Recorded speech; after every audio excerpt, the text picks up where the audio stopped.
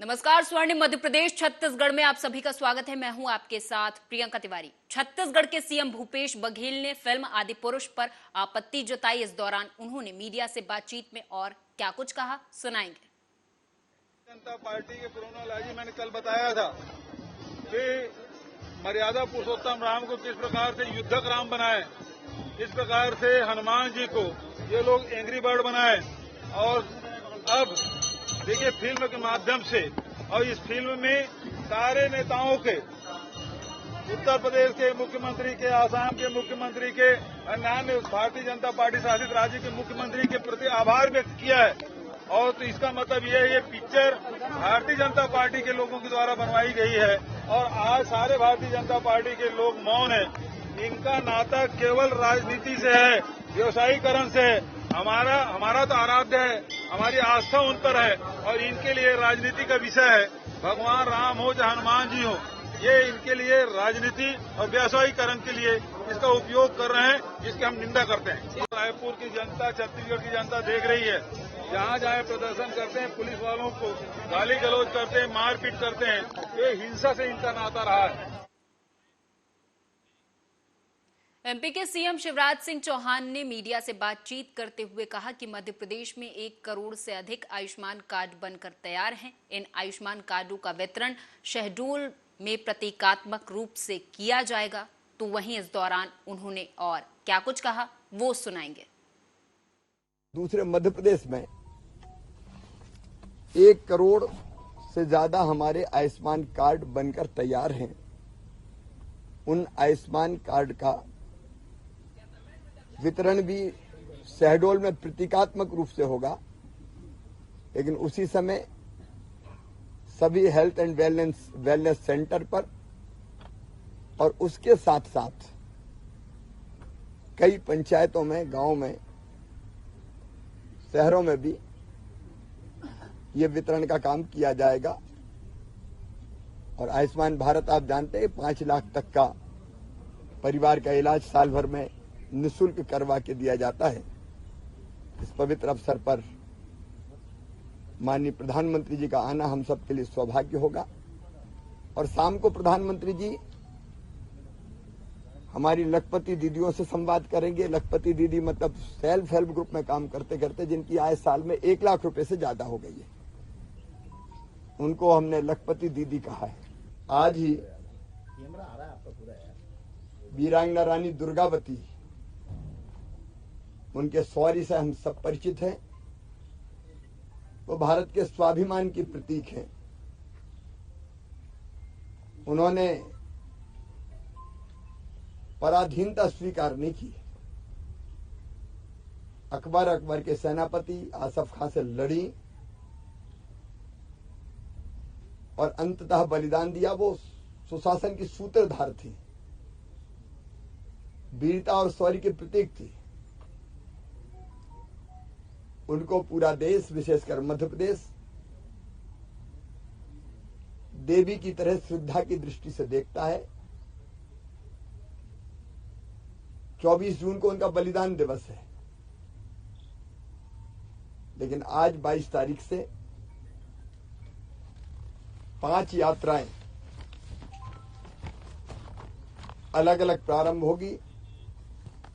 बालाघाट से शहडोल, छिंदवाड़ा से शहडोल, सिंग्रामपुर से शहडोल, कालिंजर फोर्ट उत्तर प्रदेश से शहडोल और धौनी से शहडोल। ये यात्राएं 27 जून को शहडोल में माननीय प्रधानमंत्री जी का कार्यक्रम है। इन यात्राओं का शुभारंभ माननीय अमित शाह जी करेंगे। कल पूरी दुनिया ने योग किया। प्रधानमंत्री जी के नेतृत्व में पूरा विश्व योगमय हो गया और स्वयं प्रधानमंत्री जी ने संयुक्त राष्ट्र संघ के प्रांगण में, कार्यालय के, योग किया। 180 से ज्यादा देशों ने योग किया। योग समुद्र में भी हुआ, धरती पर भी हुआ, अंतरिक्ष में भी हुआ, जल थल नभ, सब जगह अलग अलग तरीके से योग के कार्यक्रम के आयोजन किए। अब ये योग सबके लिए है, सबको जोड़ता है। लेकिन कांग्रेस का कोई बड़ा नेता मुझे योग करते हुए नहीं दिखा। मैंने फोटो तो कम से कम नहीं देखे। योग लोगों को स्वस्थ बनाने के लिए है। योग किसी जाति का, किसी सरकार का, किसी संप्रदाय का नहीं है, सबका है। हमने भी आनंद के साथ योग किया। योग का मतलब ही जोड़ना है, तो सब जुड़े हैं। योग से क्या बैर।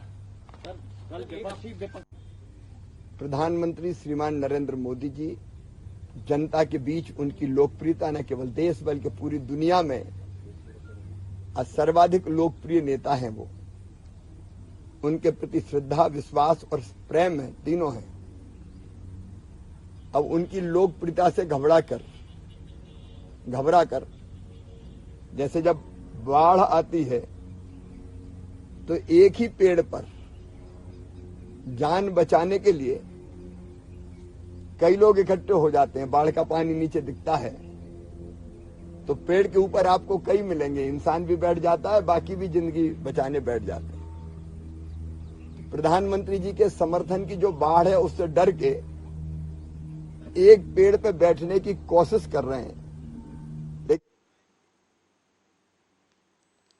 खबर मध्य प्रदेश के डिंडोरी जिले से है, जहां बीजेपी कार्यालय में वीरांगना रानी दुर्गावती की गौरव यात्रा को लेकर प्रेस कॉन्फ्रेंस आयोजित की गई, जिसमें कहा गया कि देश के गृह मंत्री अमित शाह बालाघाट से इस यात्रा का शुभारंभ करेंगे और ये यात्रा समापन शहडोल में इसका किया जाएगा।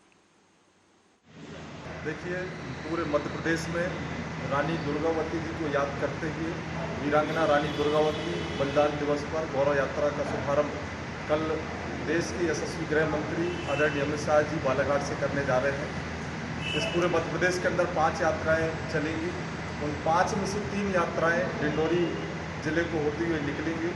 पहली जो यात्रा बालाघाट से प्रारंभ होगी वो 23 तारीख को डिंडोरी विधानसभा होते हुए पुष्पराजगढ़ और शहडोल के लिए रवाना होगी। इस यात्रा में हमारे वरिष्ठ नेता आदरणीय फग्गन सिंह कुलस्ते जी, आदरणीय ओम प्रकाश जी और प्रदेश स्तर से जो भी नेता इस पूरे कार्यक्रम में तय होंगे वे उनका यहाँ मार्गदर्शन हम सबको मिलेगा।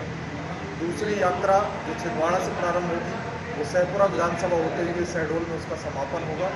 उसके पश्चात जो तीसरी यात्रा है जबीरा दमोह से जो प्रारंभ होगी वो भी सहपुरा होते हुए वो भी शहडोल। मध्य प्रदेश के दतिया में जिला प्रशासन ने बुधवार को हाईवे से रामलला रोड पर निर्मित पक्के निर्माण अवैध बताते हुए तोड़ दिए, जबकि जमीन के क्रेता विक्रेता दोनों ही प्रशासन की कार्रवाई को गलत बता रहे। उधर मामला कलेक्टर संजय कुमार के संज्ञान में पहुंचा तो कलेक्टर ने जानकारी देते हुए बताया कि निर्माण से पहले ही जमीन खरीदने वाले को बता दिया गया था कि ये जमीन सरकारी है। सड़क चौड़ीकरण के लिए जमीन की जरूरत थी, इसलिए अवैध अतिक्रमण मानते हुए इसे हटा दिया गया। मैंने वर्ष 2016 में आश्रम कुशवाहा जी से ये प्लॉट लिया था। इसकी प्लॉट की जो नाप है 30/30 की है। इसकी रजिस्ट्री थी मैम, इसकी डाइवर्सन है, इसकी NOC है। RI और पटवारी द्वारा इसकी नाप कराई गई, लेकिन शासन ने बिना सूचना दिए हुए मेरा दुकान तोड़ दिया गया है, जिसका मुझे कोई जानकारी नहीं दी और ना कोई मुआवजा दिया गया। मेरा लाखों का नुकसान है और मुझे शासन की तरफ से न्याय दिलाया जाए। ये ज़मीनें बनी हुई थी, जिस प्राइवेट ज़मीन की रजिस्ट्री है उसको नपा करके और वहाँ पर बनाना चाहिए। जब वो दुकान बन रहा था तब पर भी हम लोगों ने रुकवाया था उसको, लेकिन तब भी वो जबरन ज़बरदस्ती जो है वो बनाता चला गया। और जो रोड के लिए उस ज़मीन की आवश्यकता पड़ी है तो उसको तोड़ा गया। कटनी में भगवान जगन्नाथ की रथ यात्रा मंगलवार को शहर में धूमधाम से निकाली गई। 9 दिन चले 2.5 कोस की कहावत वाली इस रथ यात्रा में श्रद्धालु भक्ति भाव में सराबोर रहे। इस दौरान घंटे घड़ियाल वेद ध्वनि के बीच जय जगन्नाथ के जयकारे गूंजते रहे।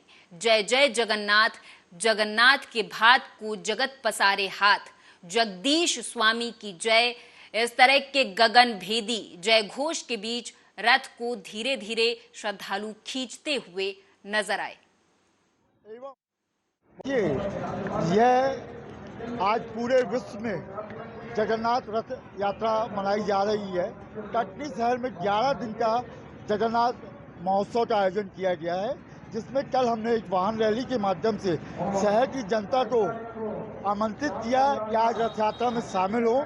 शाम 5 बजे जगन्नाथ चौक से आज महाप्रभु रथ में विराजमान होकर 1100 दीपों से वहाँ के नागरिकों ने उनकी आरती की एवं वहाँ से महाप्रभु का जुलूस आरंभ हुआ। इसमें दिल्ली, जयपुर, कटनी की विभिन्न झांकियाँ और शिवाजी सेवा समिति की महिला एवं पुरुष दोनों अखाड़े के माध्यम से कार्य कर रहे हैं और श्यामा श्यामा मंडल की द्वारा सुंदर भजनों। फिल्म आदिपुरुष पर विवाद थमने का नाम नहीं ले रहा। एक तरफ जहां देश भर में आदिपुरुष का विरोध किया जा रहा, तो वहीं दूसरी तरफ संस्कृति बचाओ मंच के अध्यक्ष चंद्रशेखर तिवारी ने आदिपुरुष के राइटर मनोज मुंतशिर को चेतावनी दे दी है। विरोध आदिपुरुष के जिन्होंने डायलॉग लिखे मनोज मुंतशिर, मुझे लगता है कि उनका दिमाग जो है वो खराब हो गया है और उनके दिमाग में भूसा भरा हुआ है। पहले तो आपने डायलॉग फिल्म में इस प्रकार से लिखे कि जिसका कि पूरे देश में विरोध हो रहा है। ऐसे हमारे मर्यादा पुरुषोत्तम भगवान की रामचरितमानस पर फिल्म बनाकर, रामायण बनाकर और इस प्रकार के भोंडे डायलॉग देकर आपने हमारे हिंदू समाज को आघात पहुंचाने का काम किया है। दूसरा, आप कह रहे हो कि हनुमान जी महाराज भक्त थे, भगवान नहीं, तुम निश्चित करोगे। मुझे तो ये नहीं समझ आ रहा है कि तुम्हारे पिता का भी हमको पता करना पड़ेगा कि शायद तुम ब्राह्मण हो भी कि नहीं हो। मैं संस्कृति बचाओ मंच पूरे देश में ये मांग कर रहा है और मध्य प्रदेश में अगर मनोज मुंतशिर आएंगे तो जूते की माला पहनाकर उनको गधे पर घुमाया जाएगा।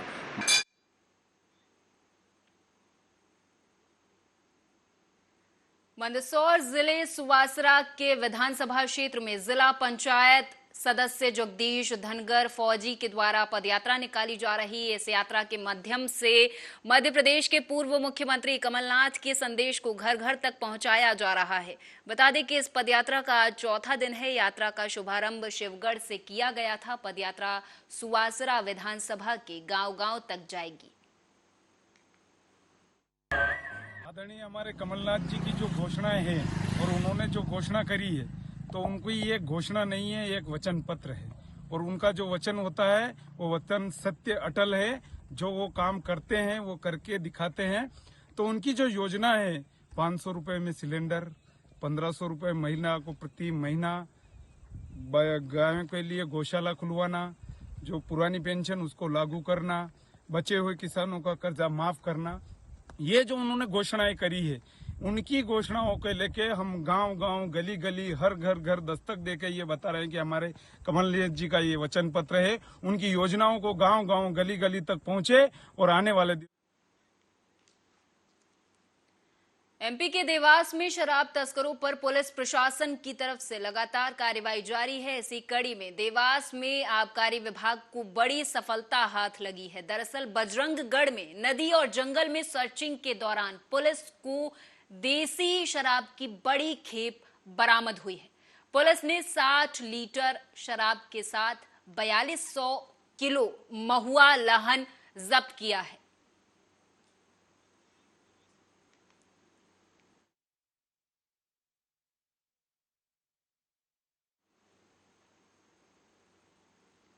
भिंड रेलवे के ट्रैक पर नगर पालिका भिंड की तरफ से सड़क की मरम्मत का काम किया जा रहा है, जिस पर रेलवे प्रशासन ने अपने ट्रैक का औचक निरीक्षण किया और सड़क का निर्माण गलत पाया। बता दें आपको कि भिंड नपा सीएमओ से फोन पर पूछा गया तो नपा सीएमओ ने कहा कि मुझे नहीं पता, लेकिन रेलवे प्रशासन ने तत्काल रेलवे ट्रैक पर हो रहे काम को रोकने के लिए कह दिया है और अगर ये काम किया जाता है तो रेलवे प्रशासन की ओर से कार्रवाई की जाएगी। भ्रष्टाचार से जुड़ा हुआ पूरा मामला है। मैं पहले भी कह चुका हूं कि भिंड नगर पालिका भ्रष्टाचार का अड्डा बन चुकी है। कई बार मैंने इसको आरोप भी लगाए थे और कई बार उसके मैंने प्रमाण भी दिए थे, लेकिन कोई कार्रवाई तो होती नहीं है। आज इतना बड़ा मामला सामने आया कि रेलवे की जगह पे नगर पालिका अतिक्रमण करके रोड बनाने का काम कर रही है। निश्चित तौर पे इस पर तुरंत कार्रवाई होना चाहिए। जिला कलेक्टर महोदय को सबसे पहले तो जो है नगर पालिका अधिकारी को सस्पेंड करना चाहिए कि उनके आदेश के आदेश की वजह से जो है टेंडर टल रहा है। दूसरा, उस ठेकेदार पर भी तत्काल ब्लैक लिस्ट की कार्रवाई होना चाहिए, उसके लाइसेंस को तुरंत ब्लैक लिस्टेड कर देना चाहिए। कम से सर बताएं, पुराने रेलवे स्टेशन पर जो रोड डाली जा रही थी और रेलवे विभाग के द्वारा रोक लगाई गई है, क्या कहेंगे? देखिए, इसका टेंडर किया गया था, रेलवे की जो जमीन है वो मामला संज्ञान में आया है। हम उसका बिजनेस पत्राचार होने के मतलब उसमें पुनः कार्य किया जाता है। रेलवे ने रोड के संबंध में आपको पत्र जारी किया? नहीं, पत्र नहीं जारी किया, हमारा उनसे दूरभाष के माध्यम से बातचीत हुई। रेलवे की जमीन पर बिना अनुमति बैतूल इंदौर हाईवे पर एक चलती कार में अचानक आग लग गई। गनीमत ये रही कि कार में सवार सभी यात्री सुरक्षित बाहर निकल गए। प्रत्यक्षदर्शियों के मुताबिक बता दें कि विजयनगर से बैतूल निवासी महाले परिवार बैतूल जा रहा था। बता दें आपको कि कार से सामने के हिस्से से अचानक धुआं निकलता दिखाई दिया तो सभी सवार कार से उतर गए। हालांकि सभी अब सुरक्षित हैं।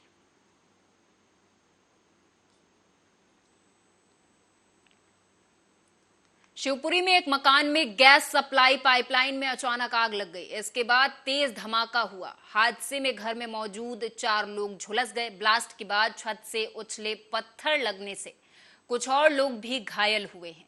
हादसा बुधवार रात करीब 7:30 बजे फतेहपुर टॉकीज रोड पर हुआ। मौके पर पहुंची फायर ब्रिगेड की टीम ने करीब 1 घंटे की कड़ी मशक्कत के बाद आग पर काबू पा लिया। वहीं घायलों को जिला अस्पताल में भर्ती करा दिया गया है। जिस मकान में यह हादसा हुआ वो पंचायत सचिव राघवेंद्र लोधी का घर था।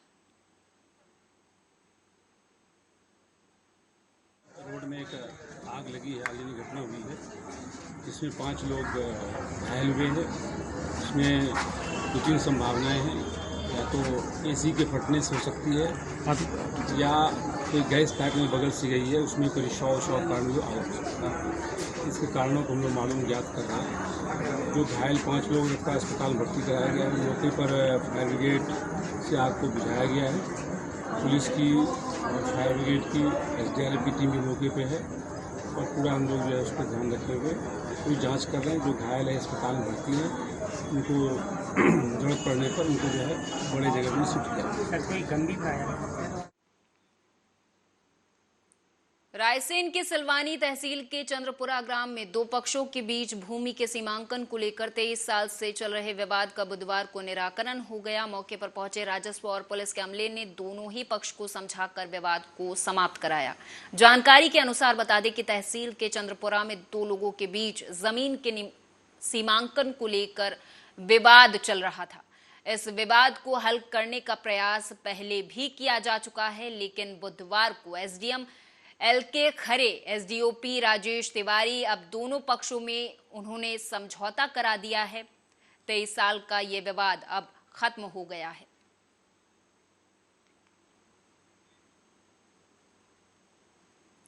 कन्नौज के सिविल अस्पताल में जून मलेरिया माह के तहत मलेरिया रथ को BMO डॉक्टर लोकेश मीना के द्वारा हरी झंडी दिखाकर विकास खंड के गांव के लिए रवाना किया गया। इस दौरान BMO डॉक्टर मीना ने बताया कि ये रथ विकास खंड के गांव में जाएगा और मलेरिया की बीमारी के बारे में और बीमारी की रोकथाम के लिए लोगों को जागरूक भी करेगा।